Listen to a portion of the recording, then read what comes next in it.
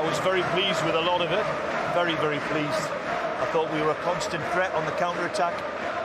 But unfortunately, were goals. The third goal, there was a big opportunity in the game where Joe Linton maybe had a chance to go 2-2. And then that quality which Fernandes possesses, smashes one in the top corner. And all the hard work we've done is come undone. So happy for him, so happy for the team, so happy for the supporters. You've sensed the atmosphere around the club since Cristiano signed, and of course today could have easily been an anticlimax because the expectations were high, but he's delivered again, the boy, or man. It's unbelievable. When I started the game, I was so nervous. Because, really? Yes, I swear. And but I think it was normal because I didn't expect they sing all game to my name, so I was very nervous. But maybe I didn't show. But I was. But as I said before, the reception is incredible. But I'm here to win games, to help the team and to make the club great. Brilliant stuff. Even superheroes get a little bit We were just chatting because when you make your debut, Mark, and I'm glad that Ronaldo said he was super nervy, because when you make your debut, sometimes they can be your worst games because everything just goes by a million miles an hour. I was asking Dion, have you ever been on fire in your debut? Yeah, I mean... You went, yeah. Yeah. It's all in here. Your tummy's going all over the place. And for him to be nervous, he's human. I'm glad he's human. Yeah. Incredible. I mean, we've said it a million times, the reason why we love sport, not just football, is you don't know what's going to happen. And who would have said 3 weeks ago, oh, Ronaldo will be back and he'll score twice? We probably would have guessed the second bit. He'll score on his debut. The fact that he's coming back, age 36, he looks $1 million. Inevitable. It's completely changed the atmosphere around Old Trafford. And as we discussed last week, it's completely changed the discussion around the top of the table. I was at a hotel near Old Trafford on Thursday, and there must have been 200 or 300 people having a selfie with the banner of Ronaldo. Just in the background, just being in and around Manchester United Football Club, that's where they wanted to be. Just have a picture. The scenes watching his warm-up were incredible enough. There were so many fans inside the stadium, all red shirts on. The lucky one's got Ronaldo number 7 shirts on. He scored a little tap in his warm-up. Old Trafford went nuts. It's what he brings. He brings belief. It brings, for a United fan, I would imagine, but for someone like me who's not a United fan, you sit there watching the game against Newcastle and you go, I've seen this movie before. You see, he's going to score. The Premier League is better with him in it. Oh, indisputable. The Premier League is better, right now because of one player. That's how big he is. The fan stayed for about an hour afterwards while he was doing his interviews on the pitch. We saw the interview he did with Steve Bauer there on the pitch. He stayed for about an hour, and it's just transformed the atmosphere around our league in Manchester. First time in a decade, the Man City fans are going, oh, right, OK. There's a bit of an awakening going on over there. What was the story you told me earlier about the apple crumble? So apparently on Thursday during lunch, there was apple crumble and custard. That's why I'd never be a We'd have been in. Oh, right in. And apparently, you can have it. And Lee Grant, the reserve goalkeeper, said that suddenly all the players saw what Ronaldo was eating, quinoa, avocado, boiled eggs, and more to the point, what he wasn't eating, and they all went, no, I won't have apple crumble today. Not for me, thank you. I'm sure, Mark, you were eating apple crumble last week. No. I've never liked apple crumble. Wasn't me, not me, no. Just these sort of small marginal gains, is it? These little things, these demands. When we were watching that, I was saying to you, if Pogba, the story today is that Pogba is thinking about maybe he will extend his contract. He's probably thinking, hang on, I'm 28, Pogba. He's 36, the way he is. He's got 3 or 4 more years at this level. Yeah. Maybe for me, Pogba, the best years of my career, 28 to 32. Yeah. Maybe I do want to be here because I want to play with him. And that's the prime age. 28 is when you've you've matured. Yeah. You're now at the best at your job. And I think for him to stay at United makes sense with the players. The window that Man United have had. What a window, Sanchez and Sancho, Ronaldo. Oh, you buy them players in, you get them players in. You mean business? You mean business? You mean you need to, you will be expected to win the league. Correct. But you're right in what you're saying. For people like Paul Pogba, in that arena, he's loved anyway, Pogba, and the atmosphere at Old Trafford's always good. That was off the scale at the weekend. How nuts the place was and how brilliant it was and how much he got adored, Ronaldo, and rightly so. And that will have an effect on the Paul Pogbas, on the Sanchos, Rashfords, all of them. They'll relish. It's so exciting. I mean, we'll get to the end. I think this has the potential to be the most exciting Premier League season we've ever had. And I'm not just saying that because I'm standing here and someone's telling me to stand here, paid to stand here. You know, you've played it and I've done this job 30 years. I look at the top four now, Open, isn't it? And I think, wow, you could make a serious argument for all of those. We can't call it. We'll get to those games which may define it when they play each other. Right, Ronaldo, where is he going to play? What sort of player is he today in our league? Well, I've got some clips of where he was playing, but more importantly, the relationship he had with Bruno. Yeah. And everyone thought, well, Ronaldo coming in, there's going to be a little bit spiky between the two Portuguese men. And it was very on in the game that Bruno was looking for him all the time. He's just checking his shoulders. He's looking where Ronaldo is. Ronaldo said he was a little bit nervy. So you're seeing, right, is Bruno going to give him the ball? This tells you everything. I love that little look from Bruno Fernandes. I'll take it back a yard. Ronaldo knows exactly where the space is, Mark. He knows that's the space I need to be running into. Bruno's got the intelligence. He's got the technique to find him. He's played this for Portugal so many times. Look at the movement from Ronaldo. Yeah. Now, Ronaldo's not going to be the player that he was 12, 13, 14, 15 years ago when he was getting on a halfway line, taking people on. But this is what he's still amazing at. Dion, you'll appreciate what he does here. Yeah, it's just those short bursts. And it's just when Bruno touches the ball, then he goes... because he knows his next touch can be the pass. So it's all about the timing. And they've got such sort of telepathic ways between them.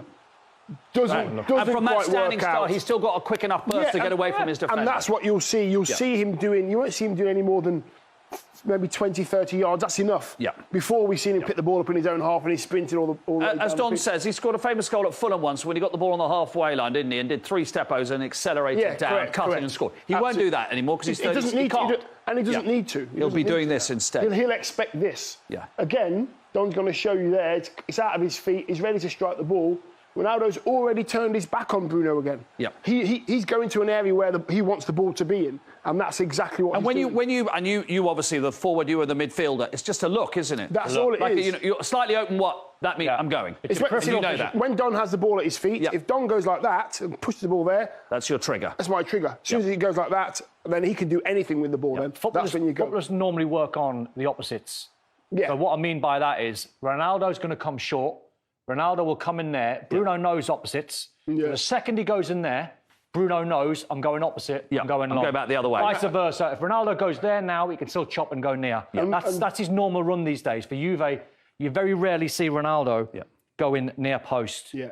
Defenders will get wary and they'll start to notice this is his trademark run now, far post. Yeah, and they'll find him more often than not. I mean, that was funny, actually. He got that all wrong, that second part, and then he had a little smile at the fans, which was good.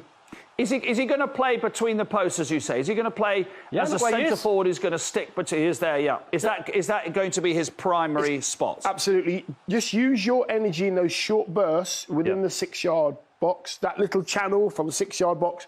Stay in there, because that's where you're going to be most dangerous for us. And that's where we'll get. There was so many times when United, and they will improve, by the way, when they had balls outside the width of the 18-yard box, Bruno was in there, Greenwood was in there, Sancho was trying to keep his width, but Ronaldo was in there. There were so many red shirts inside the 18-yard box that this is where he'll want to be, Mark, because he's come away from a game where he wasn't amazing, but he'd done what he had to do. He scored 2 goals. Look at the relationship again.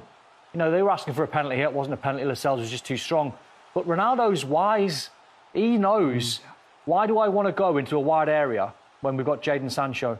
Why do I want to go into midfield when we've got Bruno and we've got Pogba? Yeah. All I'm going to do is I'm going to spend my time working between the width of the 18-yard box. I'm going to be where it matters. And you come away from a game on your home debut scoring 2. It's incredible. As you said, they've got Greenwood, Sancho, Lingard and Rashford in those wide areas. And Martial. I'll stick in the middle. And Lingard. Not bad. Yeah, absolutely. And then he scores just on the stroke of half-time. Interestingly, statistically, Manchester United have scored very few goals inside the 6-yard box in the last few seasons, which this will please Ole Gunnar Solskjaer immensely. Yeah. It's an ugly goal. Don't matter. Doesn't matter. They're all worth one. But you might say it's ugly. You might say it's ugly, but it's the work he does to get the goal for Portugal in the Euros. He sprinted from a corner against. Oh, that one. He won the first head. I can't quite remember who it was against. He ran the whole length of the pitch and tapped it in, and people were going, tap in Merchant. You've got to appreciate the work that he does. You know, I think with his first goal, his first goal is all about just in case. It's all about I'm going to do this just in case. If you watch the defenders, they completely switch off. And they move the ball about a little bit. He gets himself into an area where he knows that if there's a chance of me scoring a goal, it's going to be here. Yep. You know, it does take a mistake. He's on the move. He's on the move. He's on the move. Watch him, the hands up. Yep, if you watch the defenders in black and white, all those defenders, you've got two either side of Ronaldo there, but watch the defenders' movement and watch Ronaldo's movement. Now, Greenwood's got the ball at his feet. He chops inside like he does. Three of them in there. It does take a little bit of a deflection. Watch the only player that's just reacting to. There he goes. Yep. He's on the move, on the move, on the move, on the move, on the move. All that is striker's instinct. I want to score a goal. I could get an easy goal here. Yeah. That's all it is. You can look at all of them players across there, and as you said, he's the only one that's on the move. All the rest are on their heels. That's a skill. That's an intuition. That's an experience. And you have to make that run 50 times to get one goal. To get a goal, absolutely. But if you want to score goals like he does, you're going to do it because just in case. And that was 20 seconds before half-time. So the timing for Newcastle was horrendous. And Freddie Woodman had a really good game, and I feel sorry for him there because it was a goalkeeping error. But this man don't care. He smells it, doesn't he? You know, many strikers might look and think, well, Greenwood's got the ball on the left-hand side. He's on the angle. He's 30 yards. The chances are the goalkeeper's not going to spill it. I won't make the run. I'll be static. He doesn't. He expects a mistake. He wants a mistake. In order to run 5 yards, it's not going to hurt you. So he does it every single time. You'll see him every single time do that. Talk us through his second goal. So Newcastle equalised. Good goal, actually, Manquillo. Then he goes and makes it 2-1. Talk us through this one tactically from the way Manchester United fashioned it. Yeah, this is great work all round. Luke Shaw had a massive part in the build-up to this goal. And we'll play it in real time because Newcastle are quite set. We'll see where Ronaldo is in the centre circle. You know, there's nothing to worry about if you're Newcastle or Ronaldo just yet. The build-up play is in and around now. Once they make that break and Pogba plays that ball into midfield, once Pogba splits everyone and the ball comes into there, a couple of players to choose from, Newcastle, you to think at this point, Dion, are bang in trouble. Yeah, they are. And the thing about it is, you need to keep as many defenders as you possibly can in the centre of the park. But if you watch Sancho here, Sancho's run is going to be in and around here in order to bring this defender a little bit wider to leave that gap in between the defenders for Ronaldo. And it works out like that.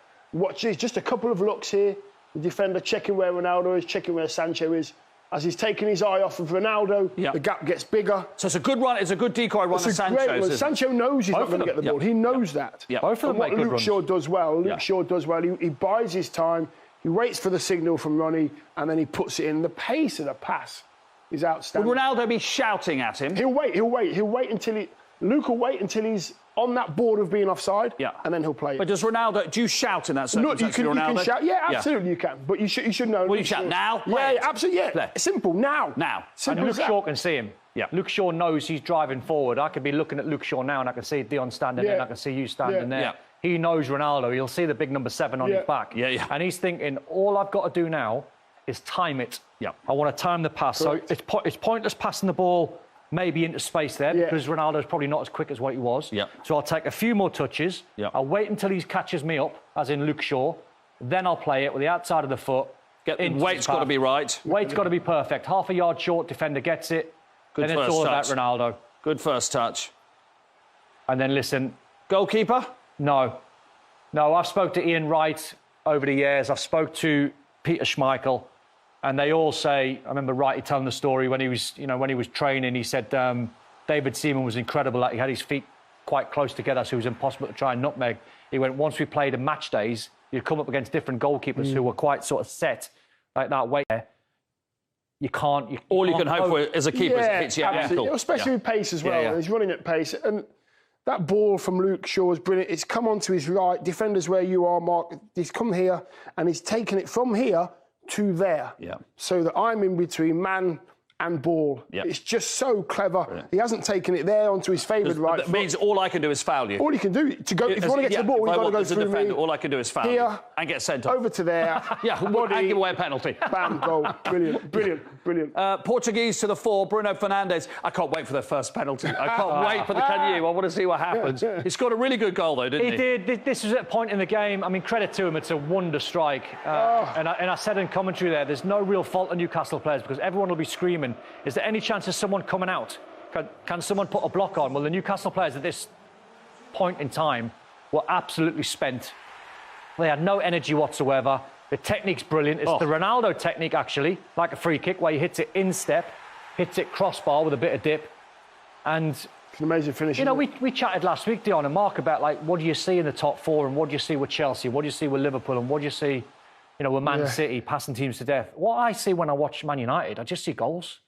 I see talent everywhere that they might concede one, they might even concede two, but with Bruno, Ronaldo, Sancho, everyone going forward, they've got to score goals. It was like watching Manchester United yesterday. Yeah, it was for the like first time in a long time. You know, when they go forward, man, you expect them to score all the time. That's what it feels like. No one is saying, of course, that the big four are going to win all their other games. It doesn't work that way. There's some very, very good other teams. But I think it is fair enough to feel that the games between the four of them will be pivotal.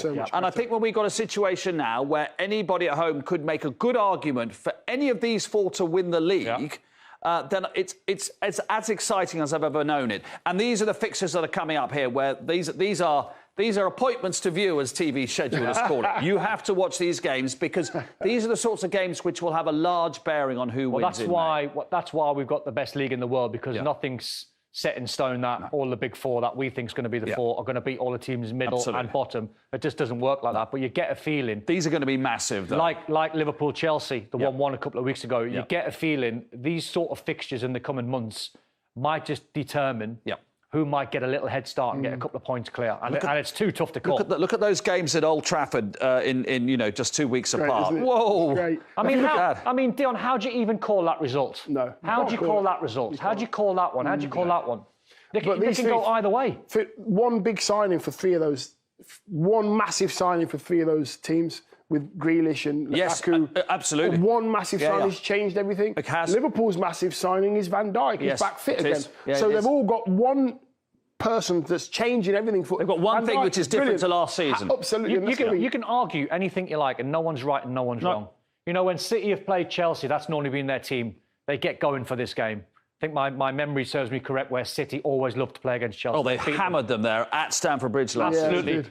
Pep doesn't like playing against Liverpool. He said terrible record at Anfield. He said that himself. That one's normally biggest game of the season. Well, it is, but normally at Liverpool or Man U, it's normally a tight one. It could be a 0-0 draw. It could be really tight. You got the Manc Dog. And then that one's with Ronaldo back. But they've been on fire against Man City since Ollie's been through the door. So it depends on what camp you're sitting in, how you think them results are going to go. And of course, one other difference to last season: fans. Yeah, so that's the other big difference, as well as the players we talked about. Fans. That's going to help them, Liverpool, for massively. Sure. I think for the neutral, which we are, it's incredibly exciting. Yeah, isn't it? Is. It's great. It properly is exciting. It just makes the league so much better again. Yeah, it does. I just like the way if you're championing Chelsea and you're a Chelsea fan, you go, we've got Lukaku, got Havertz, we've got Kante, we've got all of them, and we've got an elite manager in Thomas Tuchel. Yeah. Man City will say, well, we'll just pass teams to death because we're brilliant and we've got the best manager in the world. Yeah. Liverpool have got Klopp and Anfield and all the players. And Van Dijk back. And Man U have got Ollie and they've got Ronaldo and they've got Sancho and Varane. It's outrageous. I do think that Chelsea have got the most feared forward at the moment, though. I think Lukaku is the most feared forward around in the Premier League at the moment. Yeah. Most definitely. Right, we'll get on to all of that.